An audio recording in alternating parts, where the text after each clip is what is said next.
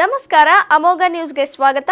ನಾನು ಸ್ಮಿತಾ ಬಾಬು. ತುಮಕೂರು ನಗರಾಭಿವೃದ್ಧಿ ಪ್ರಾಧಿಕಾರದ ಅಧ್ಯಕ್ಷರಾಗಿ ಬಾವಿಕಟ್ಟೆ ನಾಗಣ್ಣರವರು ಅಧಿಕಾರ ವಹಿಸಿಕೊಂಡರು. ತುಮಕೂರು ನಗರಾಭಿವೃದ್ಧಿ ಪ್ರಾಧಿಕಾರದ ಅಧ್ಯಕ್ಷರಾಗಿ ಬಿಎಸ್ ನಾಗೇಶ್ ರವರು ಅಧಿಕಾರ ವಹಿಸಿಕೊಂಡರು. ಟೂಡಾ ಅಧ್ಯಕ್ಷ ಸ್ಥಾನಕ್ಕಾಗಿ ಬಿಜೆಪಿಯಲ್ಲಿ ತೀವ್ರ ಪೈಪೋಟಿ ಉಂಟಾಗಿತ್ತು. ಭಾರಿ ಪೈಪೋಟಿನ ನಡುವೆಯೂ ಬಾವಿಕಟ್ಟೆ ನಾಗಣ್ಣರವರು ಕೊನೆಗೂ ಅಧ್ಯಕ್ಷ ಸ್ಥಾನ ಪಡೆಯುವಲ್ಲಿ ಯಶಸ್ವಿಯಾದರು. ರಾಜ್ಯದಲ್ಲೂ ಬಿಜೆಪಿ ಸರ್ಕಾರ ರಚನೆ ಆದಾಗಿನಿಂದಲೂ ಟೂಡಾ ಅಧ್ಯಕ್ಷ ಚುಕ್ಕಾಣಿ ಹಿಡಿಯಲು ತೀವ್ರ ಪೈಪೋಟಿ ಉಂಟಾಗಿತ್ತು. ಬಾವಿಕಟ್ಟೆ ನಾಗಣ್ಣರವರು ನಗರ ಪಾಲಿಕೆ ಸದಸ್ಯರಾಗಿ ವಿರೋಧ ಪಕ್ಷದ ನಾಯಕರಾಗಿ ಸೇವೆ ಸಲ್ಲಿಸಿ ಈಗ ಟೂಡಾ ಅಧ್ಯಕ್ಷರಾಗಿ ಅಧಿಕಾರ ವಹಿಸಿಕೊಂಡರು. ಈ ಸಂದರ್ಭದಲ್ಲಿ ಬಿಜೆಪಿ ಮುಖಂಡರು, ಕಾರ್ಯಕರ್ತರು, ಅಭಿಮಾನಿಗಳು, ಸ್ನೇಹಿತರು ಅಧ್ಯಕ್ಷರಾದ ನಾಗಣ್ಣರವರನ್ನ ಅಭಿನಂದಿಸಿದರು. ಈ ವೇಳೆ ಮಾತನಾಡಿದ ನೂತನ ಟೂಡಾ ಅಧ್ಯಕ್ಷ ನಾಗಣ್ಣರವರು, ನನ್ನನ್ನು ಅಧ್ಯಕ್ಷರನ್ನಾಗಿ ನೇಮಕ ಮಾಡಿದ್ದ ಮುಖ್ಯಮಂತ್ರಿಗಳಿಗೆ, ಸಂಸದರು, ಶಾಸಕರು ಹಾಗೂ ಜಿಲ್ಲಾ ಬಿಜೆಪಿ ಅಧ್ಯಕ್ಷರಿಗೆ ಕೃತಜ್ಞತೆ ಸಲ್ಲಿಸಿದರು. ನಗರ ಅಭಿವೃದ್ಧಿ ಜೊತೆಗೆ ಒತ್ತುವರಿ ಜಾಗಗಳನ್ನು ತೆರವುಗೊಳಿಸುವುದಕ್ಕೆ ಹೆಚ್ಚಿನ ಆದ್ಯತೆ ನೀಡುವುದಾಗಿ ತಿಳಿಸಿದರು. ಇವತ್ತು ತುಮಕೂರು ನಗರ ಅಭಿವೃದ್ಧಿ ಪ್ರಾಧಿಕಾರದ ಅಧ್ಯಕ್ಷನಾಗಿ ನನಗೆ ಪಾರ್ಟಿ ಹಿರಿಯರು ಮತ್ತು ನನ್ನ ಹಿತೈಷಿಗಳು ಇವತ್ತು ನೇಮಕ ಮಾಡಿದ್ದಾರೆ. ಅದಕ್ಕೋಸ್ಕರ ನಾನೆಲ್ಲ ಕಾರ್ಯಕರ್ತ ಬಂಧುಗಳಿಗೆ ಮತ್ತು ನಮ್ಮ ಮುಖ್ಯಮಂತ್ರಿಗಳಿಗೆ, ಜಿಲ್ಲಾಧ್ಯಕ್ಷರಿಗೆ ಹಾಗೆ ಎಲ್ಲ ಹಿತೈಷಿಗಳಿಗೆ, ಎಲ್ಲ ನನ್ನ ಹಿರಿಯ ಕಾರ್ಯಕರ್ತರಿಗೆ, ನನ್ನ ಸ್ನೇಹಿತರಿಗೆ ಎಲ್ಲರಿಗೂ ನಾನು ಆಭಾರಿ ಅಂತ ಹೇಳಕ್ಕೆ ಇಷ್ಟಪಡ್ತೀನಿ. ನನ್ನ ಎಮ್ ಎಲ್ ಎರು, ಆಮೇಲೆ ಸಂಸದರು ಮುಂದೆ ಈಗ ಅಧ್ಯಕ್ಷರಾಗಿ ಏನೇನು ಮಾಡಬೇಕು, ಯಾವ ಥರ ಗುರಿ ಏನಿಟ್ಕೊಂಡಿದ್ದಾರೆ.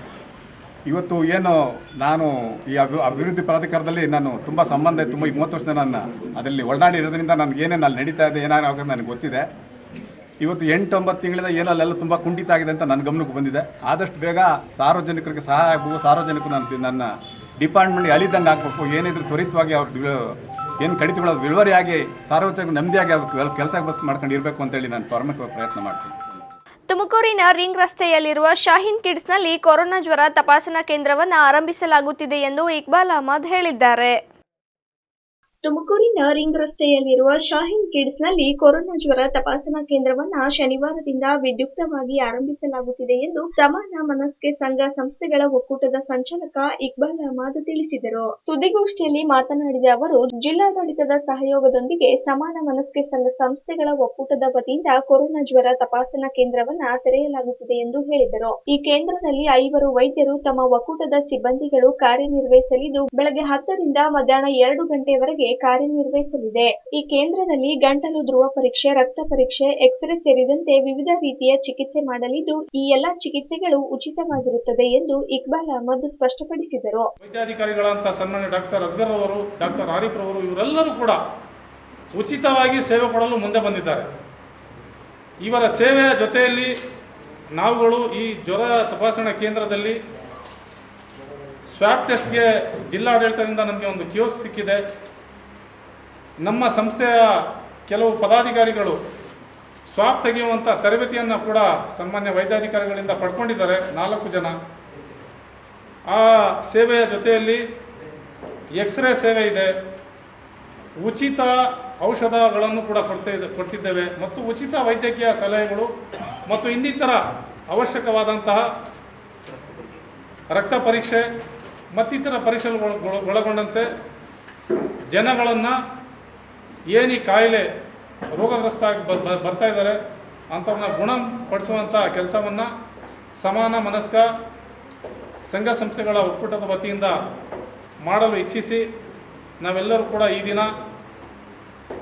ನಾಳೆಯಿಂದ ಈ ಸೇವೆಯನ್ನು ಪ್ರಾರಂಭ ಮಾಡೋಕ್ಕೆ ಈಗಾಗಲೇ ತಯಾರಿ ನಡೆಸಿದ್ದೇವೆ. ನಾಳೆಯಿಂದ ಅಫಿಷಿಯಲ್ ಆಗಿ ಇದರ ಇನಾಗ್ರೇಷನ್ ಆಗ್ತದೆ.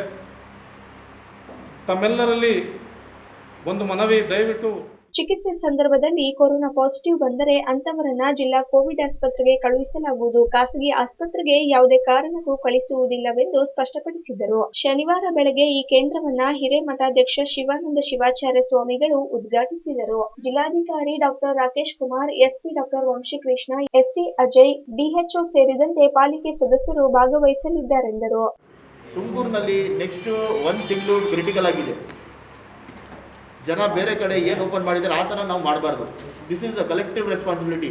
ನಾವು ಡಾಕ್ಟರ್ ನಮ್ಮ ಕೆಲಸ ಮಾಡ್ತಾ ಇದ್ದೀವಿ, ಜನ ಅವ್ರ ಕೆಲಸ ಮಾಡಬೇಕು. ಐಸೋಲೇಷನ್ ಮಾಡಬೇಕು, ಸೋಷಿಯಲ್ ಡಿಸ್ಟೆನ್ಸಿಂಗ್ ಕಂಟಿನ್ಯೂ ಮಾಡಬೇಕು, ಎಲ್ಲ ಇದು ಮಾಡಬೇಕು. Doctor Imtiyaz Ahmed, doctor Arifuddin, doctor Imran ಸೇರಿದಂತೆ ಒಕ್ಕೂಟದ ಸದಸ್ಯರಾದ ಮೊಹಮ್ಮದ್ ಆಸಿಫುಲ್ಲಾ, ಸೈಯದ್ ಮತ್ತಿತರರು ಪಾಲ್ಗೊಂಡಿದ್ದರು. ತುಮಕೂರು ತಾಲೂಕು ಪಂಚಾಯಿತಿಯಲ್ಲಿ ಶಾಸಕ ಡಿಸಿ ಗೌರಿಶಂಕರ್ ಅಧ್ಯಕ್ಷತೆಯಲ್ಲಿ ಕೆಡಿಪಿ ಸಭೆ ನಡೆಯಿತು. ತುಮಕೂರು ತಾಲೂಕು ಪಂಚಾಯಿತಿಯಲ್ಲಿ ಶಾಸಕ ಡಿಸಿ ಗೌರಿಶಂಕರ್ ಅಧ್ಯಕ್ಷತೆಯಲ್ಲಿ ತ್ರೈಮಾಸಿಕ ಕೆಡಿಪಿ ಸಭೆ ನಡೆಯಿತು. ಸಭೆಯಲ್ಲಿ ಶಾಸಕ ಗೌರಿಶಂಕರ್ ಅವರು ವಿವಿಧ ಇಲಾಖೆಗಳ ಅಧಿಕಾರಿಗಳಿಂದ ಮಾಹಿತಿ ಪಡೆದುಕೊಂಡರು. ಅಬಕಾರಿ ಇಲಾಖೆಯ ಅಧಿಕಾರಿಗಳನ್ನ ತರಾಟೆಗೆ ತೆಗೆದುಕೊಂಡು ಶಾಸಕರು ಹಳ್ಳಿಗಳಲ್ಲಿ ಎಗ್ಗಿಲ್ಲದೆ ಮದ್ಯ ಮಾರಾಟ ನಡೆಯುತ್ತಲೇ ಇದೆ, ನಿಮ್ಮ ಇಲಾಖೆ ಏನು ಕ್ರಮ ಕೈಗೊಂಡಿದೆ ಎಂದು ಪ್ರಶ್ನಿಸಿದರು. ಆಗ ಅಧಿಕಾರಿ ಕೇಸ್ ಹಾಕುತ್ತಿದ್ದೇವೆ ಎಂದು ಸಬೂಬು ಹೇಳಲು ಮುಂದಾದಾಗ ಸುಮ್ಮನೆ ಏಕೆ ಹೇಳುತ್ತೀರಿ, ಹಳ್ಳಿಗಳಲ್ಲಿ ಮದ್ಯ ಮಾರಾಟ ನಿಂತಿಲ್ಲವೆಂದು ಹೇಳಿದರು. ಒಂದು ಹಂತದಲ್ಲಿ ನೀವು ಏನು ಕ್ರಮ ತೆಗೆದುಕೊಳ್ಳುತ್ತಿಲ್ಲವೆಂದು ನೇರವಾಗಿ ಛೇಡಿಸಿದರು. ಸಿರಿವರದಲ್ಲಿ ಶಾಲೆ ಪಕ್ಕದಲ್ಲೇ ಮದ್ಯದ ಅಂಗಡಿ ಇದೆ, ಸ್ಥಳ ಪರಿಶೀಲನೆ ನಡೆಸಿ ಆ ಮದ್ಯದ ಅಂಗಡಿ ತೆರವುಗೊಳಿಸಿ ಎಂದು ಶಾಸಕರು ಸೂಚಿಸಿದರು. ಪರ್ಮಿಷನ್ ಕೊಟ್ಬಿಟ್ಟಾರೆ. ಈಗ ನಾವು 2 ವರ್ಷದಿಂದ ಪ್ರಯತ್ನ ಪಟ್ಟೆ, ಗೌರ್ಮೆಂಟ್ ಲೆಟರ್ ಕೂಡ ಬರದೆ ಅದೇ ಇಷ್ಟು ನಮ್ಮ ಗೌರ್ಮೆಂಟ್ ಹೋಯ್ತು, ಸ್ವಲ್ಪ ಡಿಲೇ ಆಯಿತು. ಒಂದ್ಸರಿ ನಿಮ್ಮ ಡಿಸ್ಟ್ರಿಕ್ಟ್ ಕರ್ಕೊಂಡು ನಿಮ್ಮ ಕಮಿಷನರ್ ಕರ್ಸ್ಕೊತೀವಿ, ಸ್ಪಾಟ್ ವಿಸಿಟ್ ಮಾಡಿ ಸರ್ಕಾರ ನಿಯಮ ಪ್ರಕಾರ ಇರಲಿ ಇಲ್ಲ ತೆರವುಗೊಳಿಸಿ. ನೀವೇ ಬರೀರಿ, ನಾನು ಸ್ಪಾಟ್ ಹೋಗೋದು ಬನ್ನಿ. ಆಮೇಲೆ ನಂದಲ್ಲ ಹೇಳಿ, ಅಲ್ಲಿ ಸ್ಕೂಲ್ ಮಕ್ಕಳಿದಾವಲ್ಲ, ಸ್ಕೂಲ್ ಮಕ್ಕಳ ಹತ್ರ ಕೇಳೋಣ ಏನಾಗ್ತದೆ ಪರಿಸ್ಥಿತಿ. ನಗರದಲ್ಲಿರುವ 11 ಹಾಸ್ಟೆಲ್ಗಳನ್ನ ಕೋವಿಡ್ ಕೇಂದ್ರಗಳನ್ನಾಗಿ ಮಾಡಲಾಗಿದೆ ಎಂದು ತಾಲೂಕು ಸಮಾಜ ಕಲ್ಯಾಣಾಧಿಕಾರಿ ಶ್ರೀನಿವಾಸ ಸಭೆಗೆ ಮಾಹಿತಿ ನೀಡಿದ್ದರು.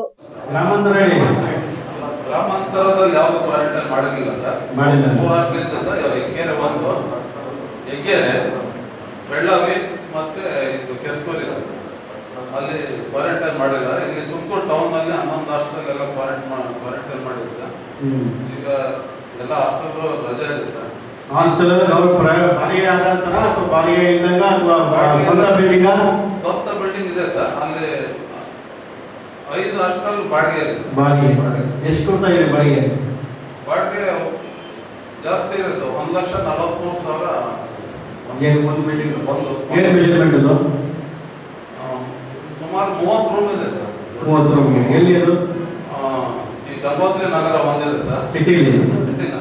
ತಹಶೀಲ್ದಾರ್ ಮೋಹನ್ ಕುಮಾರ್, ಇಒ ಜೈಪಾಲ್ ಸೇರಿದಂತೆ ಸ್ಥಾಯಿ ಸಮಿತಿ ಅಧ್ಯಕ್ಷರು ಸೇರಿದಂತೆ ತಾಲೂಕು ಮಟ್ಟದ ಅಧಿಕಾರಿಗಳು ಪಾಲ್ಗೊಂಡಿದ್ದರು.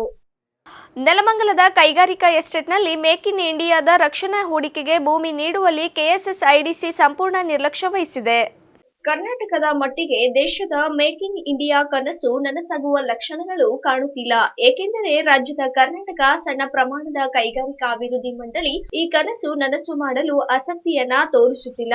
ADD engineering components private limited ಕೇಂದ್ರ ರಕ್ಷಣಾ ಇಲಾಖೆ ಅನುಮೋದನೆ ನೀಡದ ಹೊರತಾಗಿಯೂ ಹಲವಾರು ರಕ್ಷಣಾ ಕ್ಷೇತ್ರಗಳಿಗೆ high end metal cutting tools ಅನ್ನು ಪೂರೈಕೆ ಮಾಡುತ್ತಿದೆ. ಈ ಮಧ್ಯೆ ಭರವಸೆಯಂತೆ ಯುದ್ಧ ವಿಮಾನಗಳು ಅಥವಾ ಶಸ್ತ್ರಾಸ್ತ್ರಗಳನ್ನ ನೀಡುವಲ್ಲಿ ಹಿಂದೂಸ್ತಾನ ಏರೋನಾಟಿಕಲ್ ಇಂಡಸ್ಟ್ರೀಸ್ ಮತ್ತು ಇತರೆ ರಕ್ಷಣಾ ಕ್ಷೇತ್ರದ ಸಂಸ್ಥೆಗಳು ವಿಳಂಬ ಮಾಡುತ್ತಿವೆ ಎಂದು ಮಾಧ್ಯಮಗಳು ಟೀಕಿಸುತ್ತಿವೆ. ಆದರೆ ಸತ್ಯಾಂಶವೇನೆಂದರೆ ಕರ್ನಾಟಕದಲ್ಲಿ ಅಧಿಕಾರಸ್ಥರ ಸ್ವಜನ ಪಕ್ಷಪಾತ ಮತ್ತು ಭ್ರಷ್ಟಾಚಾರ ಇದಕ್ಕೆ ಪ್ರಮುಖ ಕಾರಣ ಎಂದು ತಿಳಿದು ಬಂದಿದೆ. ಎಡಿಡಿ ಇಂಜಿನಿಯರಿಂಗ್ ಜಿಎಂಬಿಎಚ್ ಜರ್ಮನಿಯ ಅಂಗಸಂಸ್ಥೆಯಾಗಿರುವ ಎಇಸಿಪಿಎಲ್ ಬೆಂಗಳೂರಿನ ಗಿರೀಶ್ ಲಿಂಗಣ್ಣ ಅವರೊಂದಿಗೆ ಸಹಭಾಗಿತ್ವವನ್ನ ಮಾಡಿಕೊಂಡಿದೆ. ಇವರು ಭಾರತದಲ್ಲಿ ಕಂಪನಿಯ ನಿರ್ದೇಶಕರಾಗಿದ್ದಾರೆ. ಈ ಕಂಪನಿ ರಷ್ಯಾದಲ್ಲಿಯೂ ತನ್ನ ವ್ಯವಹಾರವನ್ನ ಹೊಂದಿದೆ. ಇದು ನಮ್ಮ ಆಟೋಮೊಬೈಲ್ಗಳಿಗೆ ಹೋಗುವ ಇಂಜೆಕ್ಷನ್ ಮೋಲ್ಡ್ಗೆ ಆಗ್ತದೆ. ಟೋಟಲಿ ಇಂಡಸ್ಟ್ರಿಯಲ್ ಸಣ್ಣ ಕೈಗಾರಿಕೆ ಸಿಂಗಲ್ ಫ್ಯಾಕ್ಟ್ರಿ ಒಂದು 5 ವರ್ಕ್ ಆಗ್ತಾ ಇದೆ. ಹೌದು, 5 ವರ್ಕ್ ಆಗ್ತದೆ. ನೋಡಿ ಇನ್ನೂ ತೋರಿಸ್ತೀನಿ ಬನ್ನಿ. ಅದೇನಾ ಮೇಕ್ ಇನ್ ಇಂಡಿಯಾ ಕಾಂಪೊನೆಂಟ್ಸ್? ಹಾಂ, ಎಲ್ಲ ಮೇಕ್ ಇನ್ ಇಂಡಿಯಾ. ಅರೆ ಹೊರಗಡೆ ಈ ಕಂಪನಿಯು ಎಚ್ಎಎಲ್ಗೆ ಎಲ್ಸಿಎ ತೇಜಸ್ ಮತ್ತು ಇಂಜಿನ್ ಯೋಜನೆಗೆ ಅಗತ್ಯವಾದ ಮೆಟಲ್ ಕಟಿಂಗ್ ಟೂಲ್ಸ್ ಅನ್ನು ಪೂರೈಕೆ ಮಾಡುತ್ತಿತ್ತು. ಇದಲ್ಲದೆ ಕಂಪನಿಯು DRDO 515 army base, national aerospace laboratory ಮತ್ತು ಏರೋಸ್ಪೇಸ್ಗೆ ಸಂಬಂಧಿಸಿದ ಇತರೆ ಕಂಪನಿಗಳೊಂದಿಗೆ ನಿಕಟವಾದ ವ್ಯವಹಾರಗಳನ್ನ ನಡೆಸುತ್ತಾ ಬಂದಿದೆ. ಜೆಎಸ್ಡಬ್ಲ್ಯೂ ಮಿಶ್ರಧಾತು ನಿಗಮ ಲಿಮಿಟೆಡ್, ಭಾಷಾ ಸೇರಿದಂತೆ ಇನ್ನಿತರೆ ದೊಡ್ಡ ಕಂಪನಿಗಳೊಂದಿಗೆ ಸಹಯೋಗವನ್ನ ಹೊಂದಿದೆ. ಪ್ರಧಾನಮಂತ್ರಿ ನರೇಂದ್ರ ಮೋದಿ ರವರ ಮೇಕ್ ಇನ್ ಇಂಡಿಯಾ ಉಪಕ್ರಮದಿಂದ ಪ್ರೇರೇಪಿತ ಸ್ಥಾಪಿತವಾಗಿರುವ ಕಂಪನಿಯು ಬೆಂಗಳೂರು ಗ್ರಾಮಾಂತರ ಜಿಲ್ಲೆಯ ನೆಲಮಂಗಲ ಇಂಡಸ್ಟ್ರಿಯಲ್ ಎಸ್ಟೇಟ್ನಲ್ಲಿ ಪ್ಲಾಟ್ ನಿರ್ಮಾಣಕ್ಕೆ ಭೂಮಿಯಾಗಿ ಅರ್ಜಿ ಸಲ್ಲಿಸಿತು. ಆದರೆ 2018ರಿಂದ ಇಲ್ಲಿಯವರೆಗೆ ಕಂಪನಿಗೆ ತಣ್ಣೀರೆರಚಲಾಗುತ್ತಿತ್ತು. ಏಕೆಂದರೆ ಅಂದಿನಿಂದ ಕೆಎಸ್ಎಸ್ಐಡಿಸಿ ಕಂಪನಿಯ ಅರ್ಜಿಯನ್ನು ಶೀತಲ ಗೃಹಕ್ಕೆ ತಳ್ಳಿದೆ. ಅಂದರೆ ಇದುವರೆಗೆ ಈ ಬಗ್ಗೆ ಯಾವುದೇ ನಿರ್ಧಾರವನ್ನ ಹೊರಹಾಕಿಲ್ಲ. ಕಂಪನಿಯ ಅಧಿಕಾರಿಗಳು ಭೂಮಿ ಪಡೆಯಲು ಕಚೇರಿಗಳ ಕಂಬ ಸುತ್ತುವ ಕೆಲಸ ಮಾಡುತ್ತಿದ್ದಾರೆ. ಕೆಎಸ್ಎಸ್ಐಡಿಸಿ ಮಾತ್ರ ಈ ಬಗ್ಗೆ ತಲೆಯನ್ನ ಕೆಡಿಸಿಕೊಳ್ಳುತ್ತಿಲ್ಲ. ADD engineering components India private limited 2015 SPಲಿ ಇಲ್ಲಿ ಎಸ್ಟಾಬ್ಲಿಷ್ ಮಾಡಿದ್ದೀವಿ. ಇದು ADD ಜರ್ಮನಿಯ ಅಂಗಸಂಸ್ಥೆ ಆಗಿರ್ತದೆ. ನಾವು ಸೇಲ್ಸ್ ಆಫೀಸ್ ಜೊತೆಗೆ ಡಿಸೈನ್ ಸೆಂಟರು ಸ್ಟಾರ್ಟ್ ಮಾಡಿದ್ದೀವಿ ಇಲ್ಲಿ ಬ್ಯಾಂಗ್ಳೂರಲ್ಲಿ. ನಾವು ಡಿಫೆನ್ಸ್ ಇಂಡಸ್ಟ್ರೀಸ್ಗೆ ಈಗ ಡಿಫೆನ್ಸ್ ಇಂಡಸ್ಟ್ರೀಸ್ನ ಮನದಲ್ಲಿ ಇಟ್ಕೊಂಡೇ ನಾವು ಇದನ್ನು ಸ್ಟಾರ್ಟ್ ಮಾಡಿದ್ದು. ನಾವೀಗ ಸುಮಾರು ಅನೇಕ ಟೂಲ್ಸ್ಗಳು HAL, NAL, 515 ಆರ್ಮಿ ಬೇಸ್ ಅಂತ ಕಂಪ್ನಿಗಳಿಗೆ ನಾವು ಆಗಲೇ ಕೊಡ್ತಾ ಇದ್ದೀವಿ. ನಮ್ಮದು ಎಲ್ಲ ಕಸ್ಟಮೈಸ್ ಟೂಲಿಂಗ್ಸ್ ಇರ್ತದೆ. ನಾವು ಇಲ್ಲಿ ಡಿಸೈನ್ ಮಾಡ್ತೀವಿ, ಬಟ್ ಮ್ಯಾನುಫ್ಯಾಕ್ಚರಿಂಗ್ ಎಲ್ಲ ರಷ್ಯಾ ಮತ್ತು ಜರ್ಮನಿಲಿ ನಮ್ಮ ಅಂಗಸಂಸ್ಥೆಗಳನ್ನು ಮಾಡಿಸ್ತಾ ಇದ್ದೀವಿ. ನಾವು 2018ನೇ ಇಸ್ವಿಲಿ ನಾವು ಇಲ್ಲೇ ಉತ್ಪಾದನೆ ಮಾಡಬೇಕು ಅಂತ ಒಂದು D ಟೈಪ್ ಪ್ಲಾಟನ್ನು KSSIDCಲಿ ಅಪ್ಲೈ ಮಾಡಿರ್ತೀವಿ. ಬಟ್ 2018ರಿಂದ ಇದುವರೆಗೂ ನಮಗೆ ಯಾವುದೇ ವಿಧವಾದ ಒಂದು ಕಮ್ಯುನಿಕೇಶನ್ ಬಂದಿಲ್ಲ. ಕೊಡ್ತೀರಾ ಕೊಡಲ್ವಾ ಅಂತಲೂ ಹೇಳ್ತಾ ಇಲ್ಲ ಅವರು. ವಿಚಿತ್ರವೇನೆಂದರೆ ADD 28 ಆಗಸ್ಟ್ 2018ರಲ್ಲಿ ಕಳುಹಿಸಿದ ಇಮೇಲ್ಗೆ ಪ್ರಕ್ರಿಯೆ ನೀಡಿದ ಅಂದಿನ ರಕ್ಷಣಾ ಸಚಿವರಾಗಿದ್ದ ನಿರ್ಮಲಾ ಸೀತಾರಾಮನ್ ಅವರು 6 ಸೆಪ್ಟೆಂಬರ್ 2018ರಂದು ಕೆಎಸ್ಎಸ್ಐಡಿಸಿಗೆ ಪತ್ರ ಬರೆದು ಕಂಪನಿಗೆ ಆದ್ಯತೆ ಮೇಲೆ ಭೂಮಿಯನ್ನ ಮಂಜೂರು ಮಾಡುವಂತೆ ನಿರ್ದೇಶನ ನೀಡಿದ್ದರು. ಆದರೆ ಈ ನಿರ್ದೇಶನಕ್ಕೆ ಕೆಎಸ್ಎಸ್ಐಡಿಸಿ ತಲೆಯನ್ನೇ ಕೆಡಿಸಿಕೊಂಡಿಲ್ಲ ಮತ್ತು ಭೂಮಿ ಮಂಜೂರು ಮಾಡುವ ಗೋಜಿಗೆ ಹೋಗಿಲ್ಲ. ರಕ್ಷಣಾ ಇಲಾಖೆಯು ಕೆಎಸ್ಎಸ್ಐಡಿಸಿಗೆ ಮತ್ತೊಂದು ಪತ್ರ ಬರೆದು ರಕ್ಷಣಾ ಕ್ಷೇತ್ರದಲ್ಲಿ ಬಂಡವಾಳ ಹೂಡಿಕೆಗೆ ಅವಕಾಶ ನೀಡಿ ಮತ್ತು ಹೂಡಿಕೆ ಮಾಡಲು ಆಸಕ್ತಿ ಇರುವವರೊಂದಿಗೆ ಚರ್ಚೆ ನಡೆಸಿ ರಕ್ಷಣಾ ಸಚಿವರು ರಕ್ಷಣಾ ಕೈಗಾರಿಕೆ ಅಭಿವೃದ್ಧಿ ಸಭೆಯಲ್ಲಿ ರಕ್ಷಣಾ ಹೂಡಿಕೆದಾರರ ಘಟಕವನ್ನ ಸ್ಥಾಪಿಸುವಂತೆ ಸೂಚಿಸಿದ್ದಾರೆ. ಭೂಮಿ ಮಂಜೂರು ಮಾಡುವಂತೆ AECPL ರಕ್ಷಣಾ ಇಲಾಖೆಗೆ ಮನವಿ ಮಾಡಿಕೊಂಡಿದೆ. ಆ ಪತ್ರವನ್ನ ಮುಂದಿನ ಸೂಕ್ತ ಕ್ರಮಕ್ಕಾಗಿ ಕಳುಹಿಸಲಾಗುತ್ತಿದೆ ಎಂದು ಹೇಳುವ ಮೂಲಕ ಕಂಪನಿಗೆ ಭೂಮಿ ಮಂಜೂರು ಮಾಡುವಂತೆ ಸೂಚನೆ ನೀಡಿತ್ತು. ಇದು ಹೈ ಎಂಡ್ ಕಟಿಂಗ್ ಟೂಲ್ಸ್, ಅಂದರೆ ಈಗ ಯುದ್ಧದ ವಿಮಾನಗಳಲ್ಲಿ ಬಳಸುವಂಥ ವಿಶೇಷ ತಂತ್ರಜ್ಞಾನ ಹೊಂದಿರುವಂಥ high end machine cutting tools ಏನಿರ್ತವೆ ಅವನ್ನು ಉತ್ಪಾದಿಸ್ತಾರೆ. ರಿಸರ್ಚ್ ಮತ್ತು ಡೆವಲಪ್ಮೆಂಟ್, ಸಂಶೋಧನೆ ಮಾಡಿ ಮತ್ತು ಅದರ ಅಭಿವೃದ್ಧಿಗೊಳಿಸುವಂಥ ಕಾರ್ಯವನ್ನು ಮಾಡ್ಕೊತಾರೆ. ಅವರು ಅಮೇರಿಕದ EIT ಅನ್ನೋ ಕಂಪ್ನಿ ಏನಿದೆ, ಅದು EIT ಅಂದರೆ ಅದು ಅಮೇರಿಕದ ಯುದ್ಧ ವಿಮಾನಗಳನ್ನು ತಯಾರು ಮಾಡುವಂಥ ಒಂದು ಕಂಪ್ನಿ. ಅದು F-15 ಆಗಿರ್ಬೋದು, F-20, F-35 ಯಾವುದೇ ಅಥವಾ ಲೇಟೆಸ್ಟ್ F-40 ಆಗಿರ್ಬೋದು, ಅದನ್ನು ಉತ್ಪಾದಿಸುವಂಥ ಒಂದು ಕಂಪ್ನಿ. ಆ ಕಂಪ್ನಿಯವ್ರ ಜೊತೆ ಸಹಭಾಗಿತ್ವವನ್ನು ಹೊಂದಿರ್ತಾರೆ. ಈ ರಾಜ್ಯದಲ್ಲಿ ಏನೇ ಅವರು ಅಭಿವೃದ್ಧಿ ಪಡಿಸಬೇಕು ಅಥವಾ ಯುದ್ಧ ವಿಮಾನಗಳಿಗೆ ಸಂಬಂಧಪಟ್ಟಂಥ ಹೈ ಎಂಡ್ ಕಟಿಂಗ್ ಟೂಲ್ಸನ್ನು ಉತ್ಪಾದಿಸಬೇಕು ಅನ್ನೋ ವಿಚಾರದಲ್ಲಿ ಅವರು ಕೇಂದ್ರ ಸರ್ಕಾರಕ್ಕೆ ಒಂದು ಅರ್ಜಿಯನ್ನು ಹಾಕ್ತಾರೆ ಅಥವಾ ಅನುಮತಿಯನ್ನು ಕೇಳ್ತಾರೆ. ಅದರ ಪ್ರಕಾರ ಕೇಂದ್ರ ಸರ್ಕಾರ ಮಿನಿಸ್ಟ್ರಿ ಆಫ್ ಡಿಫೆನ್ಸ್, ಸೇನಾ ಸಂಬಂಧಪಟ್ಟಂಗೆ ಇದು ವಿಶೇಷವಾಗಿರುವಂಥ ಒಂದು ಇಂಡಸ್ಟ್ರಿ ಆಗಿರೋದ್ರಿಂದ, ಉದ್ಯಮವಾಗಿರೋದ್ರಿಂದ ಇವ್ರಿಗೆ ವಿಶೇಷವಾಗಿ ಕೇಂದ್ರ ಮಂತ್ರಿನೂ ಕೂಡ ಬರೀತಾರೆ.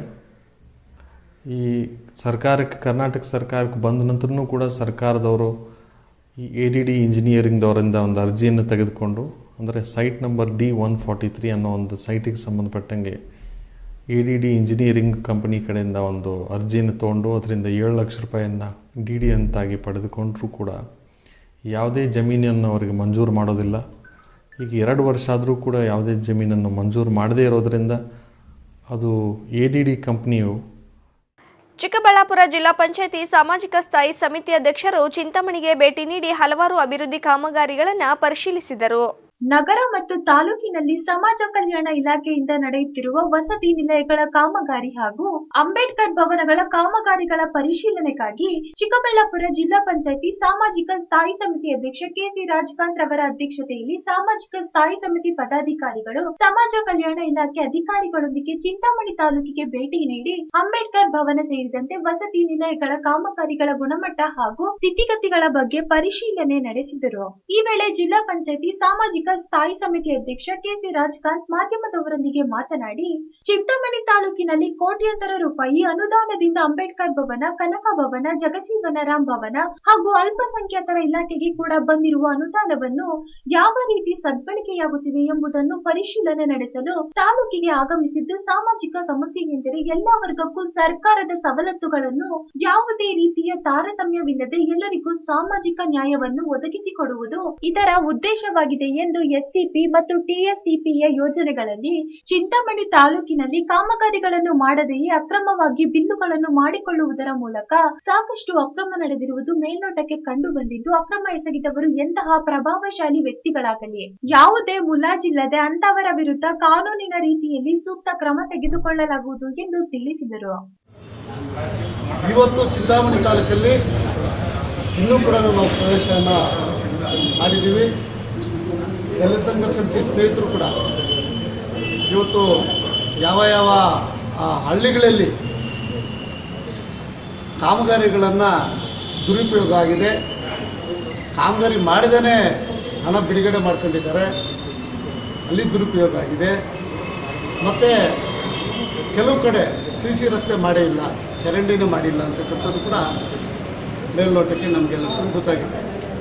ಇವತ್ತು ನಮ್ಮ ಸಮಿತಿ ಸದಸ್ಯರ ಜೊತೆಯಲ್ಲಿ ಕೂಡ ಇನ್ನು ಪತ್ರಕರ್ತರು ಚಿಂತಾಮಣಿ ತಾಲೂಕಿನಲ್ಲಿ ಎಸ್ಸಿಪಿ ಹಾಗೂ ಟಿಎಸ್ಪಿ ಯೋಜನೆಗಳಲ್ಲಿ ಸಾಕಷ್ಟು ಅಕ್ರಮ ನಡೆದಿದ್ದು, ಇದರ ಬಗ್ಗೆ ಕ್ರಮ ಕೈಗೊಳ್ಳುವಂತೆ ದಲಿತ ಮುಖಂಡರು ಹಾಗೂ ಮತ್ತಿತರರು ತಮಗೆ ಮನವಿ ಪತ್ರ ಸಲ್ಲಿಸಿದ್ದು ಹಾಗೂ ಈಗಾಗಲೇ ತಾಲೂಕು ಪಂಚಾಯತಿ ಜೆಡಿಎಸ್ ಸದಸ್ಯ ಅಕ್ರಮ ಮಾಡಿರುವ ವ್ಯಕ್ತಿಗಳ ವಿರುದ್ಧ ಕ್ರಮ ಕೈಗೊಳ್ಳುವಂತೆ ತಾಲೂಕು ಪಂಚಾಯತಿ ಕಾರ್ಯನಿರ್ವಹಣಾಧಿಕಾರಿಗಳ ಗಮನಕ್ಕೆ ತಂದು 2 ತಿಂಗಳಾಗಿದ್ದು ಹಾಗೂ ತಾಲೂಕು ಪಂಚಾಯತಿ ಸಾಮಾನ್ಯ ಸಭೆಯಲ್ಲಿ ನಡೆದ ಸಭೆಯಲ್ಲಿ ಅಕ್ರಮವೆಸಗಿರುವವರು ಪತ್ರಕರ್ತರ ಮೇಲೆ ದಬ್ಬಾಳಿಕೆ ಮಾಡಲು ಮುಂದಾಗಿದ್ದು, ಇದರ ಬಗ್ಗೆ ಏನು ಕ್ರಮ ಕೈಗೊಂಡಿದ್ದೀರಾ ಎಂದು ಮಾಧ್ಯಮದವರು ರಾಜ್ಕಾಂತ್ ಅವರನ್ನು ಪ್ರಶ್ನೆ ಮಾಡಿದಾಗ, ಪಕ್ಕದಲ್ಲೇ ಇದ್ದ ಜಿಲ್ಲಾ ಪಂಚಾಯತಿ ಸದಸ್ಯ ಸ್ಕೂಲ್ ಸುಬ್ಬಾರೆಡ್ಡಿರವರು ತಾಲೂಕಿನಲ್ಲಿ ಯಾವುದೇ ಅಕ್ರಮ ಕಾಮಗಾರಿಗಳು ನಡೆದಿಲ್ಲ, ಪತ್ರಕರ್ತರು ಏಕಪಕ್ಷೀಯವಾಗಿ ಸುದ್ದಿ ಮಾಡುತ್ತಾರೆ, ನೀವು ಸುದ್ದಿ ಮಾಡಬೇಡಿ ಎಂದು ರಾಜ್ಕಾಂತ್ ಅವರ ಮುಂದೆಯೇ ಪತ್ರಕರ್ತರ ಹಕ್ಕುಗಳನ್ನು ಕಸಿಯಲು ಯತ್ನಿಸಿ ಪತ್ರಕರ್ತರ ಮೇಲೆ ಗೂಂಡಾವರ್ತನೆ ಮಾಡಲು ಮುಂದಾಗಿದ್ದು, ಈ ವೇಳೆ ಪತ್ರಕರ್ತರು ಕೂಡ ಅವರ ವಿರುದ್ಧ ತಿರುಗಿ ಬಿದ್ದ ಘಟನೆ ನಡೆಯಿತು.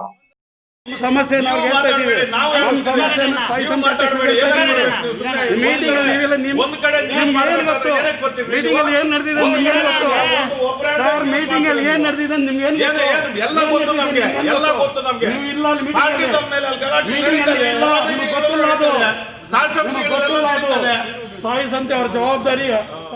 ವೆಂಕಟಾಚಲಪತಿ, ಅಮೋಘ ನ್ಯೂಸ್, ಚಿಂತಾಮಣಿ. ಕೋಲಾರದಲ್ಲಿ ಅಂತರಗಂಗಾ ವಿಕಲಚೇತನ ಆಶ್ರಮದ ಆವರಣದಲ್ಲಿ ಸುಸಜ್ಜಿತ ನೂತನ ಕಟ್ಟಡವನ್ನು ಶಾಸಕ ಶ್ರೀನಿವಾಸ್ ಗೌಡ ಉದ್ಘಾಟಿಸಿದರು.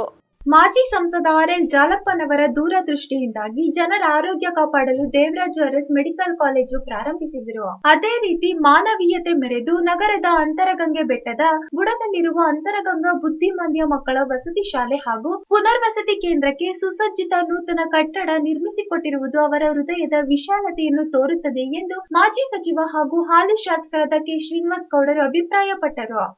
ಇವತ್ತು ಈ ಇದಕ್ಕೆ ಏನು ಈ ದೇವರಾಜ ಇದರಿಂದ ಅಂತರಗಂಗಾ ವಿದ್ಯಾ ಸಂಸ್ಥೆ ಅದು ಮೆಂಟಲ್ ಬುದ್ಧಿಮಾಂದ್ಯತ್ವ ಇರುವಂತವ್ರಿಗೆ ಇವತ್ತೊಂದು ಒಳ್ಳೆ ಕಟ್ಟಡವನ್ನ ಕಟ್ಕೊಟ್ಟಿದ್ದಾರೆ. ಅವರ ದೂರದೃಷ್ಟಿ ಅವರಿಗೂ ಕೂಡ ಆ ಪಾಪ ದೂರದೃಷ್ಟಿ ಇರೋದ್ರಿಂದ ಆ ಮಕ್ಕಳಿಗೆ ಇವತ್ತೊಂದು ಒಳ್ಳೆ ಬಿಲ್ಡಿಂಗ್ ಅಂತ ಕಟ್ಟಡವನ್ನ ಕೊಟ್ಟಂತ ಮಾನ್ಯ ಏನು ಆ ಟ್ರಸ್ಟ್ನ ಅಧ್ಯಕ್ಷರಿಗೂ ಮತ್ತು ಕಾರ್ಯದರ್ಶಿಗಳಿಗೂ ಕೂಡ ನಾನು ಹೃತ್ಪೂರ್ವಕವಾಗಿ ಅಭಿನಂದನೆಗಳನ್ನ ಅರ್ಪಿಸ್ತಾ ಇವತ್ತು ಅಕಾಡೆಮಿ ಆರ್.ಎಲ್. ಜಾಲಪ್ಪ ಟ್ರಸ್ಟ್ನ ಕಾರ್ಯದರ್ಶಿ ಜಿ.ಎಚ್. ನಾಗರಾಜ್ ಮಾತನಾಡಿ, ಸಂಸ್ಥೆಯ ಎಲ್ಲಾ ಟ್ರಸ್ಟ್ಗಳ ಸಹಕಾರದೊಂದಿಗೆ ಜಾಲಪ್ಪನವರ ಮಾರ್ಗದರ್ಶನದಲ್ಲಿ ಕಳೆದ 40 ವರ್ಷಗಳಿಂದ ಅನೇಕ ಸೇವಾ ಕಾರ್ಯಗಳನ್ನು ಮಾಡುತ್ತಾ ಬಂದಿದ್ದು, ಆರೋಗ್ಯ ಕಲ್ಪಿಸುವಲ್ಲಿ, ಪರಿಸರ ಕಾಪಾಡಲು ಗಿಡ ನೆಡುವ ಕಾರ್ಯಕ್ರಮ ರೂಪಿಸಲು, ವಿದ್ಯಾರ್ಥಿಗಳಿಗೆ ವಿದ್ಯಾರ್ಥಿ ವೇತನ ನೀಡುವುದು ಹಾಗೂ ಜಾಲಪ್ಪ ಆಸ್ಪತ್ರೆಗೆ ಬರುವ ರೋಗಿಗಳಿಗೆ ಅನಾನುಕೂಲವಾಗಬಾರದೆಂಬ ದೃಷ್ಟಿಯಿಂದ ಉಚಿತ ತಿಂಡಿ, 2 ಹೊತ್ತಿನ ಊಟದ ವ್ಯವಸ್ಥೆ ಮಾಡುತ್ತಿರುವ ಜಾಲಪ್ಪನವರಿಗೆ ಆರೋಗ್ಯ ಆಯಸ್ಸು ದೇವರು ನೀಡಲಿ ಎಂದು ಕೋರಿದರು. ಸಂಸ್ಥೆ ಮಾಡೋದಕ್ಕೆ ಅವಕಾಶ ಇದೆ. ಅದನ್ನೆಲ್ಲ ಮಾಡೋದಕ್ಕೆ ನಮ್ಮ ಜಾಲಪ್ಪಾಜಿಯವರ ಮಾರ್ಗದರ್ಶನದಲ್ಲಿ ಹಾಗೂ ನಮ್ಮ ಟ್ರಸ್ಟಿಗಳ ಮಾರ್ಗದರ್ಶನದಲ್ಲಿ ಅವರ ಸಹಕಾರದೊಂದಿಗೆ ಮಾಡ್ತೀವಿ ಅಂತ ಹೇಳ್ತಾ ಇನ್ನು ಹೆಚ್ಚಿನ ಕಾರ್ಯಕ್ರಮಗಳು ಇದೇ ರೀತಿ ನಡೀತಾ ಇರಬೇಕು. ವರ್ಷಕ್ಕೊಂದು ಯಾವುದಾದ್ರೂ ಒಂದು, ಇವಾಗ ಇನ್ನು ಕೆಲವೇ ಒಂದು ತಿಂಗಳಲ್ಲಿ ನಮ್ಮ ಜಾಲಪ್ಪಾಜಿ ಅವರ 95ನೇ ವರ್ಷಕ್ಕೆ ಪಾದಾರ್ಪಣೆ ಮಾಡ್ತಾ ಇದ್ದಾರೆ. ಅವರು ಪ್ರತಿ ವರ್ಷ ಯಾವುದಾದ್ರೂ ಒಂದು ಉತ್ತಮವಾದ ಕೆಲಸ ಆಗಬೇಕು ಆ ರೀತಿ. ಯಾಕೆಂದ್ರೆ ಲಾಸ್ಟ್ ಟೈಮು ಅವರು ಇದರಲ್ಲಿ ನಾವು ಒಂದು OT ಬ್ಲಾಕ್ನ ಉದ್ಘಾಟನೆ ಮಾಡಿದ್ವಿ ಸುಮಾರು 58 ಕೋಟಿಯಲ್ಲಿ.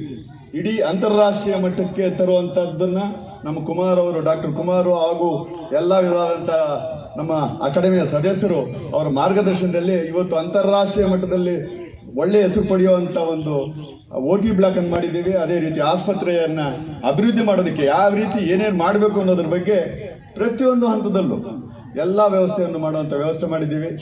ನಿಮ್ಮಗಳ ಇನ್ನು ಈ ಕಾರ್ಯಕ್ರಮದಲ್ಲಿ ದೇವರಾಜ್ ಅರಸ್ ವೈದ್ಯಕೀಯ ವಿಶ್ವವಿದ್ಯಾಲಯದ S Kumar, R Rajendra, KG Hanumantharaju, Kodandaramaiah, ಮಹಿಳಾ ಮತ್ತು ಮಕ್ಕಳ ಕಲ್ಯಾಣ ಇಲಾಖೆಯ ಸಹಾಯಕ ನಿರ್ದೇಶಕಿ ಎಂಜಿ ಪಾಲಿ, ಅಂಗವಿಕಲರ ಕಲ್ಯಾಣ ಇಲಾಖೆಯ ಮುನಿರಾಜ್, ಹನುಮಂತರಾವ್, ಕಟ್ಟಡದ ರೂವಾರಿ RR ಇನ್ಫಾ ಕಂಪನಿಯ ರಂಜಿತ್, ರಾಜೇಂದ್ರ ಮತ್ತಿತರ ಗಣ್ಯರು ಉಪಸ್ಥಿತರಿದ್ದರು.